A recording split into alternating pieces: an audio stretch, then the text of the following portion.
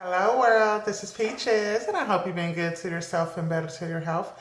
Today I wanted to hop on and talk about narcissists and their characteristics and their behavior. Um, and why do we tend to ignore those signs? Why? Why do we ignore those signs? Why is it that when we see someone who monopolizes our conversations and talk down on things and people we know just to make themselves look better, we tend to entertain that energy? Some of these people, they fantasize about themselves and their own brilliance, and they'll even brag on how good they were to their ex-mates and ex-relationships and all of these things, but they're not being good to you. They're not being brilliant while they're with you. They're not being great when they're with you. Why is that? Why is it that we tend to talk about what we want and what we deserve, but we tend to subject ourselves to everything opposite of what we speak? Why are narcissists the way they are? Why do they feel like they have to put someone else down to make themselves feel better? Why do they feel that they're entitled when they're really not? And they're very good at trying to be superior and making themselves seem as if they're doing this, that, and the other, and they're making all these achievements when they have no record to show these achievements. And one thing about a narcissist, they always talk about how great they are in the past. Why is that? If you're noticing these signs with someone that's, mistreating you, and a lot of times we don't even know that we are being mistreated because the first thing we think is physical abuse. Well, he ain't putting his hands on me, or she know better not to put her hands on me. But a lot of times you're being abused emotionally, psychologically, financially, economically, socially.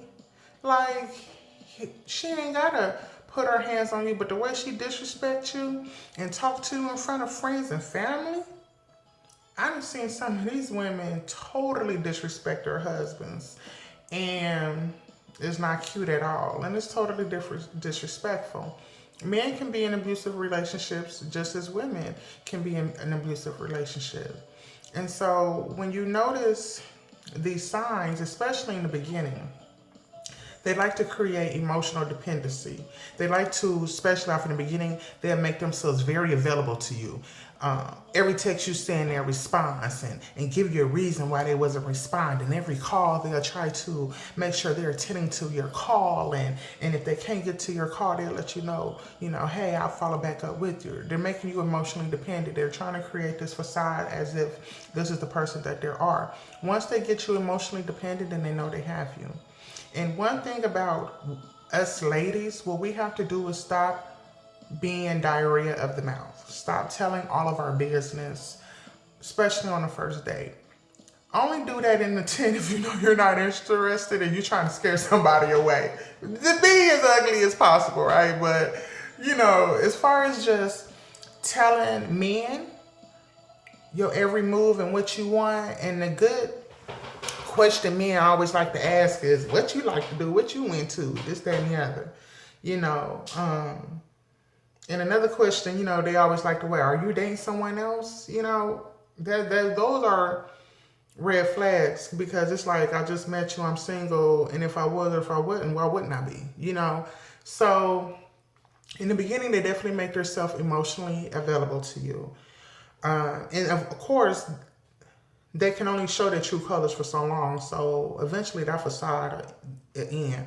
Eventually they'll fall into their natural behaviors. I give it 3 months down the line, and then 6 months their true colors will come out, sometimes a year. And then some people, they're good at what they really do, so they can play that facade for years. But eventually the truth comes to light.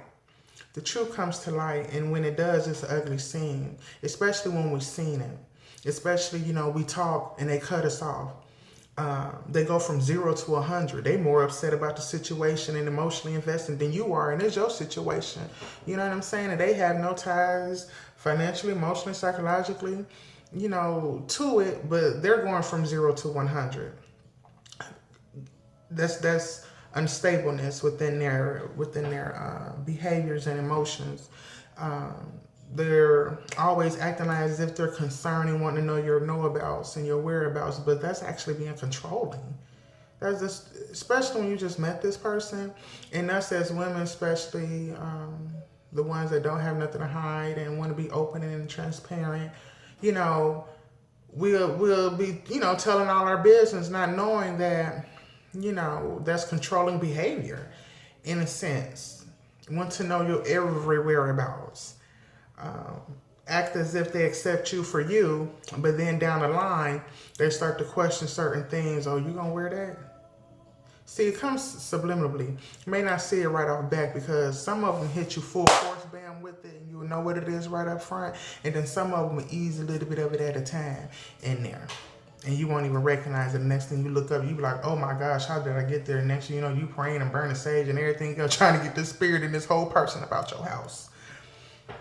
When you recognize these things, especially if you know the situation is unsafe and things of that sort, get out. Start by, you know, eventually moving small things that you feel that's important to you out the home until you eventually can move yourself. And then once you do get a restraining order. If you know you have dealt with a narcissist, then you shouldn't be in no rush to get, first of all, in another relationship. That 1 year after dealing with that situation is called the recovery period, because your spirit needs to recover from all of that just came into your alignment, and you need to rid your spirit of all of that BS, right? So counseling is very good. Self-help books, definitely self-talk, self-affirmations. I preach that all the time. Being good to yourself and better to your health. Workout. Try to forget every time the thought comes up, boom, knock it out your head again, you know, because you don't want to feed into it, because it eventually takes over your thoughts take over your emotions takes over feeling takes over action, and next thing you know, you're playing these things out and you're constantly talking and reliving and things of that sort. So you want to stop all communication. This is a hard one. I don't know why it's hard for many, but baby, my cutoff game is strong, okay? So, but for some that's not, some things that you can do is automatically, every number that you know, put on auto reject and spam it as well. So that way, when you get the text, you won't even see it. You have to physically go out there and search and look for it. And when you get the call, you won't even hear it unless you're going through your call logs and you see it. And then the best power is silence, you know? So sometimes when we speak, we give our enemy enough ammunition to work against us, right? And then when we don't speak, they don't know what's going on in our head. They don't know what's going on. So they're confused, and that just sparks their little flame up even more, because remember, narcissists like to low-key be in control. Okay, so when they're not in control and know what's going on, that just fuels the flame even faster. Next thing you know, they out there doing crazy stuff, and none of that was even cause for. Just to counterbalance the energy that they're not receiving, thus therefore inadvertently trying to say, hey, look what I can do, throwing things back up your face, being childish, when the whole time, baby, you ain't even paying them not even 0.2 seconds of your time. So definitely stop the communications via phone. That's one way you can do it. You can stop communication via email. Did you know that you can even block people on email? You can block people on YouTube. Yes, I done had folks try to reach out to me on YouTube. Creepy. Block them folks. Go up to the right-hand corner, block user, scroll in whatever username that they use, boop, put it in. You won't even see nothing they post. They can't respond to nothing you post. Won't see nothing you post. Can't inbox. You can't do none of that to infiltrate your spirit and have you emotionally all unbalanced. You can also stop going to common places that you know they're going to be there. And if they're violent, you definitely want to be aware of your surroundings and where you're going. And third-party people, if you know for a fact that they associate with somebody, you know, you're not trying to be funny, you know the situation you just had, it ain't nothing to stop communicating with that person. You damn sure shouldn't be calling, talking about, hey mama, hey daddy, still calling and talking to their parents and all of that and their sisters. Man, bump all that. Let it go. Let it go. You know, if you feel in your spirit, you know, a lot of times, a lot of times, some folks be thinking they in relationships and they be in a whole relationship by themselves. And so you don't want to be that person either. But you do want to be the person to, once again, recognize these things. Stop ignoring it. Stop making excuses. And especially if you done told them how you feel and what it is, and they haven't made right by it, cut it off and let it go. Save yourself some heartache. Continue to be good to yourself and make that happen. Have a blessed day. Make sure to subscribe. Make sure to comment and like this video. God bless you, and I'm wishing you all the best. Be safe.